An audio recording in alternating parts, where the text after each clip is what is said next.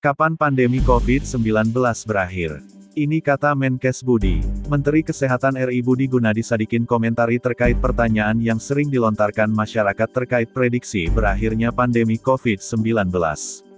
Hal ini diungkapkan Menkes Budi saat konferensi pers secara virtual, Senin, 26/7.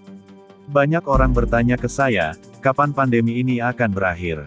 Saya bilang terus terang saya nggak tahu, kata Budi. Tapi saya lihat banyak orang bikin prediksi yang lalu, nggak pernah ada yang benar juga, lanjutnya.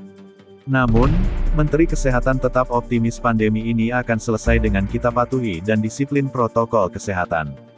Tapi saya bilang pandemi ini saya lihat akan berakhir itu tergantung kita kalau kita disiplin menjalankan protokol kesehatan yang 5M seperti tadi Pak Mendagri sampaikan, ujar Budi. Semuanya tergantung kita berapa lama pandemi ini akan terus, berapa banyak yang masuk rumah sakit, berapa banyak yang wafat itu semuanya tergantung kita disiplin menjalankan protokol kesehatan, sambung Budi.